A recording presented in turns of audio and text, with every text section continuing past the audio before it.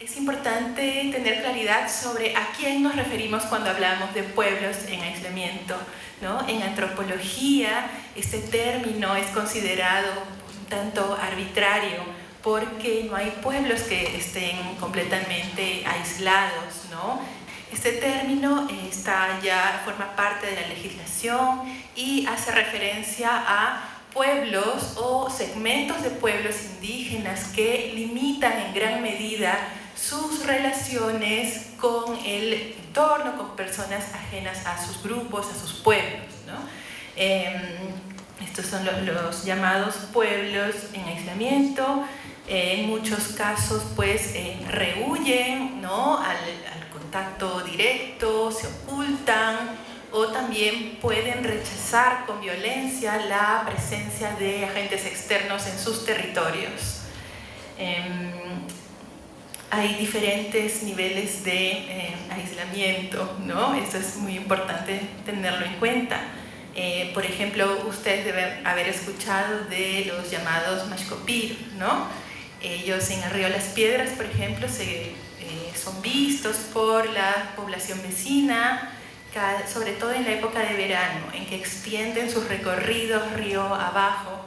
Y también existen pueblos en aislamiento de los que solo se sabe muy poco, ¿no? Porque rechazan ese contacto, ¿no? Tratan de no ser vistos de ninguna manera.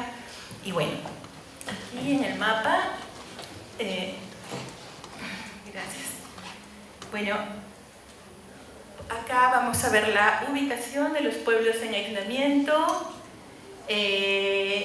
Tenemos en la frontera con Ecuador, ¿no? Ahí hay información sobre presencia de población en aislamiento. No se sabe exactamente a qué pueblo pertenece. Se dice que podrían ser Tagaeri o Taromenane, ¿no? Vinculados con los Tagaeri y Taromenane que también se desplazan por el lado ecuatoriano de la frontera. Se dice que podrían ser Záparo o Avijira. Bueno, pero el hecho es que hay fuertes evidencias de presencia de estos pueblos en la frontera con Ecuador. Luego, a lo largo de la frontera con Brasil, ¿no? Entre lo que es Loreto y el estado, bueno, de Amazonas en Brasil. Acá se tiene información de presencia de pueblos panos. Más aún, ya el Estado peruano ha reconocido la existencia de pueblos en aislamiento en esta parte, ¿no? Lo referido a la zona de Yabarimirín, Yabaritapiche, ¿no? En esta parte de Sierra del Divisor, y luego hacia el sur, entre Ucayali, Cusco, Madre de Dios. También hay pues pueblos en aislamiento reconocidos por el Estado. Luego tenemos en esta zona entre Loreto, Ucayali y Huánuco, en el parque La Cordillera Azul, están los Cacataigua en aislamiento. Luego hacia el sur, en la cordillera Vilcabamba, Ayaxanin, Casmachivenga en aislamiento. Y también se tiene información sobre presencia de pueblos en aislamiento en la frontera con Bolivia. Entonces tenemos un territorio muy amplio, ¿no? Sobre todo en las zonas de frontera, habitado por pueblos en aislamiento. Ahora, para conocer la situación de los derechos territoriales de los pueblos en aislamiento, vamos a aplicar una metodología multidimensional, ¿no? Lo que Patricio Orteaga diría una metodología caleidoscópica. Y esta metodología es importante para entender de mejor manera el territorio. Vamos a abordarlo desde la dimensión histórica, la dimensión cultural, la dimensión jurídica y la dimensión económica vinculada al poder. Con relación a la dimensión histórica, bueno, es importante hacer este análisis para conocer las transformaciones que han ocurrido en los territorios de los pueblos indígenas, ¿no? ¿Qué cambios ha habido en determinados contextos políticos? Y este análisis es aún más importante para nosotros, los que hacemos investigación para delimitación territorial de pueblos en aislamiento, puesto que la información sobre ellos es escasa. Como ustedes saben, la metodología de investigación para la delimitación territorial de los pueblos en aislamiento consiste en recoger información de manera indirecta, ¿no? Desde los poblados circundantes a los territorios habitados por estos pueblos, puesto que se respeta el derecho de estos pueblos a vivir en aislamiento. Se respeta su derecho a la autodeterminación. No se pueden hacer investigaciones que impliquen pues, ir a buscarlos y hacerles preguntas y aplicar la metodología de la observación participante, obviamente, ¿no? Entonces, las investigaciones que hice, yo particularmente en Madre de Dios, pues, nos llevaron a la necesidad de conocer, ir más allá, ¿no? de la información que podíamos recabar. Había la necesidad de entender de dónde provienen los pueblos en aislamiento, cómo es que están presentes en todo este territorio al norte de Madre de Dios. Fue así como entonces empezamos a revisar la información, las fuentes históricas y la etnohistoria de la región. Y llegamos precisamente a fines del siglo XIX, inicios del siglo XX, en que encontramos pues, crónicas, informes de misioneros, caucheros, Valdés, el lugarteniente de Fitzcarrald, ¿no? Él mismo escribió sus crónicas, también exploradores, científicos, geógrafos de la Junta de Vías Fluviales que estaban haciendo estudios, ¿no? sobre la hidrografía. Entonces allí pues encontramos información referida a presencia de pueblos indígenas en estos ríos, ¿no? donde ahora existen pueblos en aislamiento. Van diciendo, por el río Los Amigos encontramos a los miembros de tal pueblo, ¿no? de los indios llamados tal, en el río Manu, en el río Las Piedras, en el río Purús, Y luego, cuando regresan a la zona, 10 años más tarde, ellos hacen referencia a que, dicen, bueno, nosotros vinimos para hacer estudios sobre la zona, sobre estos pueblos, pero nos dicen, solo encontramos las purmas de sus chacras. Ellos se han retirado a las cabeceras de los ríos, ¿no? de estos ríos, de los territorios que habitaban. Y bueno, y así ocurrió en el Manu, ¿no? en Las Piedras, ríos donde existe presencia actual de pueblos en aislamiento. Entonces, revisando, ¿no? la bibliografía, vimos que sí, precisamente estas áreas estuvieron habitadas por pueblos indígenas que debido a una serie de razones que tienen que ver con los abusos, la expansión de enfermedades, las correrías, ¿no? que se realizaron durante la época del caucho, decidieron escapar, huir hacia las cabeceras de estos ríos y ponerse a salvo, ¿no? Entonces, es allí en ese momento, ¿no? Se sabe que la época del caucho generó cambios profundos en el paisaje etnolingüístico de la Amazonía debido a la desaparición de pueblos indígenas, debido a traslados de pueblos indígenas, a éxodo de ellos, y también por el aislamiento por el que optaron varios de estos pueblos para ponerse a salvo de los abusos, de los vejámenes de la economía del caucho. Y bueno, pasando a la dimensión cultural, tenemos pues, a partir del análisis histórico, que los pueblos en aislamiento tienen esta forma de vida, adoptaron esta forma de vida como una estrategia de supervivencia, ¿no? Eso es muy importante tenerlo en cuenta. Habitan las cabeceras, las partes altas de sus territorios, y eso implica el aislamiento, ha implicado la adaptación a este medio. Antes vivían en las partes más bajas, tenían sus chacras, ahora están en las cabeceras, y eso implica adaptaciones, ¿no?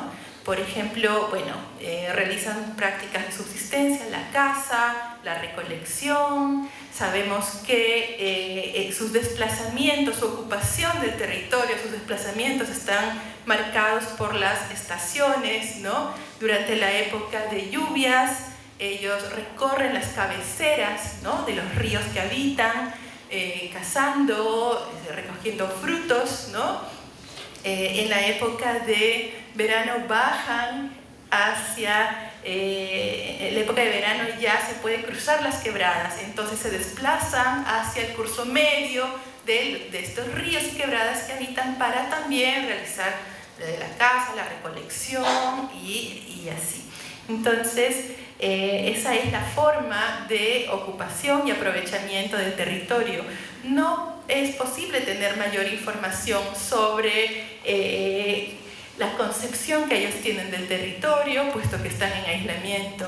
La información que nosotros recogemos para realizar los trabajos de delimitación territorial están orientados a identificar las zonas que ellos ocupan y cómo las ocupan, ¿no? Así es como fundamentamos, ¿no?, cuál es el territorio de ellos para la creación de reservas.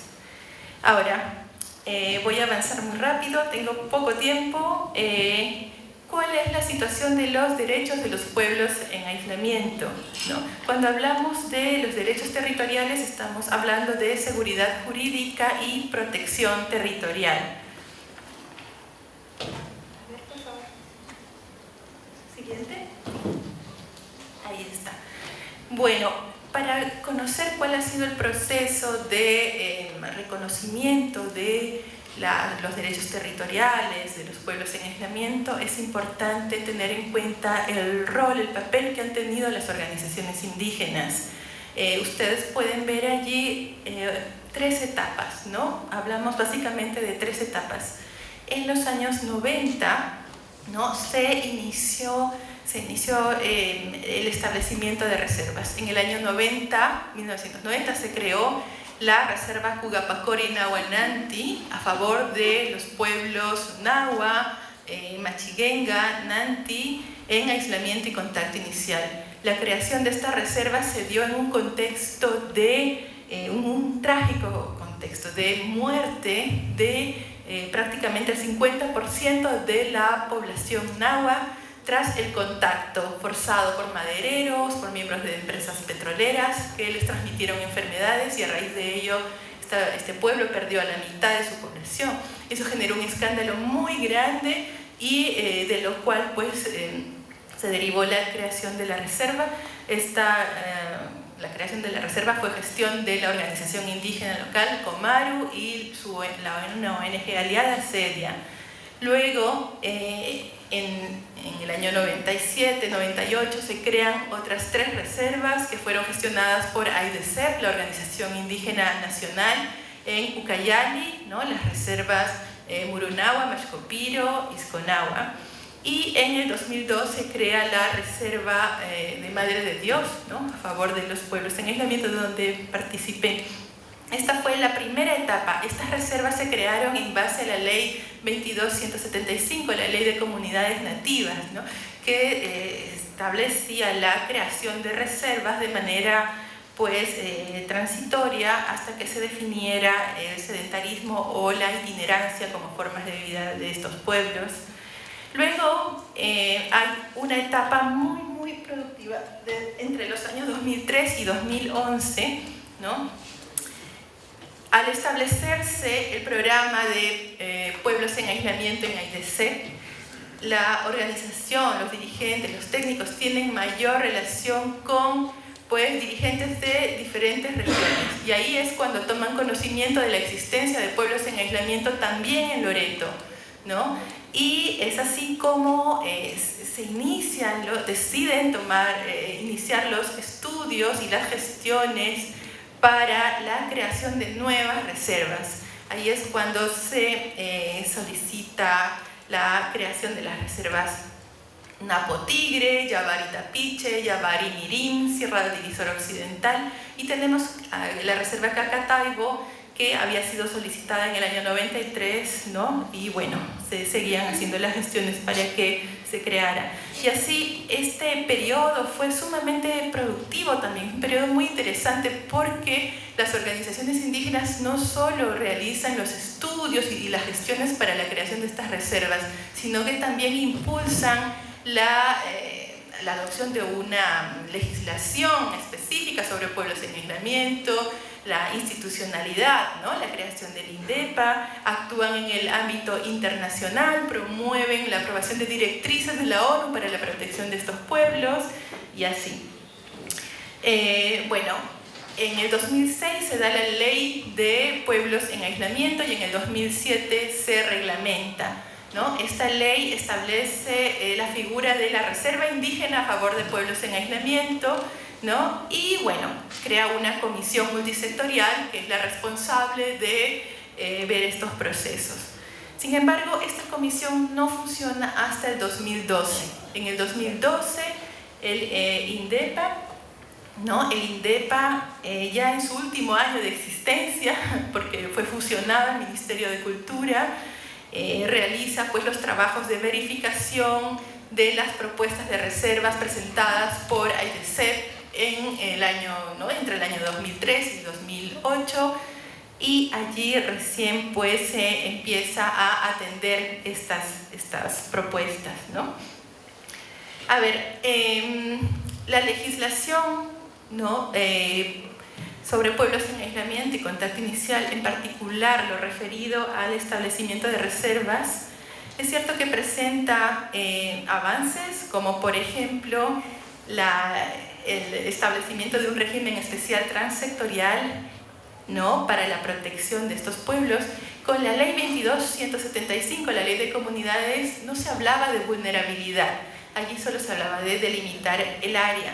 Pero luego, a raíz de los estudios realizados por las organizaciones indígenas, se empieza a producir mayor información, se genera conocimiento sobre las condiciones de vulnerabilidad de estos pueblos, vulnerabilidad frente a las enfermedades, ¿no? Vulnerabilidad por el gran impacto que puede tener la afectación de sus territorios sobre su sobrevivencia y así. Entonces, ya la ley 28.736, esta ley específica para pueblos en aislamiento, aborda, ¿no? este aspecto de las vulnerabilidades y establece allí algunos lineamientos muy generales. Es una ley más que nada declarativa, muy poco operativa en el término de la protección. Pero en lo referido a la figura de la reserva, ¿no? Si bien es cierto, bueno, delimita un área, también tiene grandes debilidades, grandes contradicciones que están referidas al hecho que si se identificaran recursos naturales cuya explotación es de interés nacional, sí se pueden explotar dentro de las reservas, ¿no? Entonces, de un lado habla de la extrema vulnerabilidad de los pueblos en aislamiento y de otro lado permite la explotación de recursos de interés nacional, ¿no? Sin importar de que estamos hablando de poblaciones sumamente sensibles. Y también hay un gran problema aquí que tiene que ver con el hecho que, de acuerdo a esta ley, cuando los pueblos en aislamiento y contacto inicial dejan de tener esta condición, las reservas se extinguen. Se extinguen, es como dar un plazo de duración a los derechos territoriales.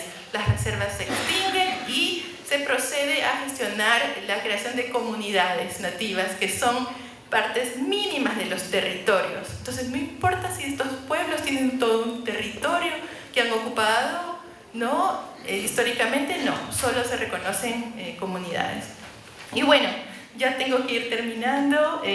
La dimensión económica está muy relacionada a la dimensión normativa, puesto que tenemos políticas públicas sobre pueblos indígenas, ¿no?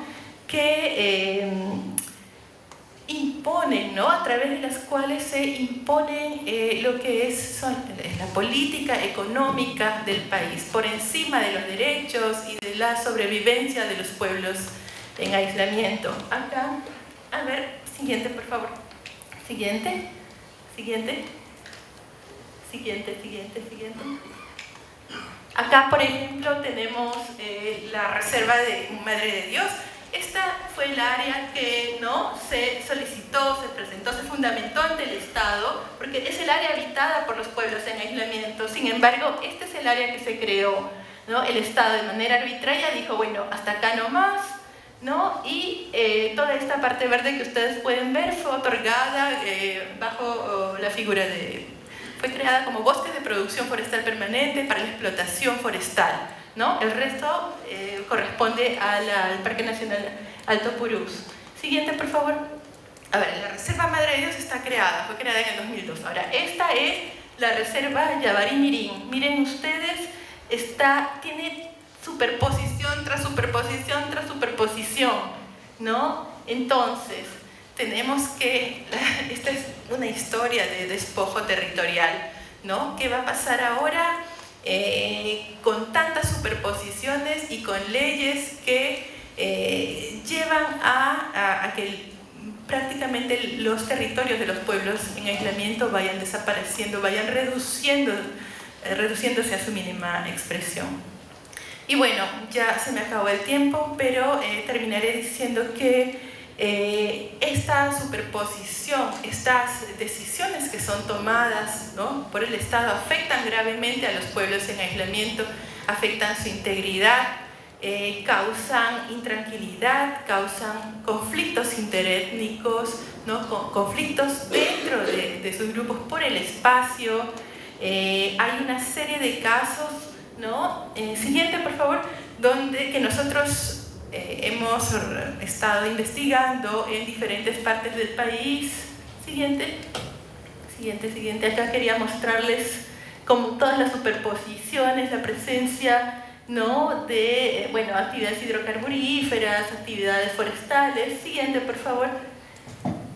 Y a través de las investigaciones que realizamos hemos registrado, ¿no?, todos estos impactos generados por la presencia externa, la realización de actividades económicas en territorios de pueblos en aislamiento.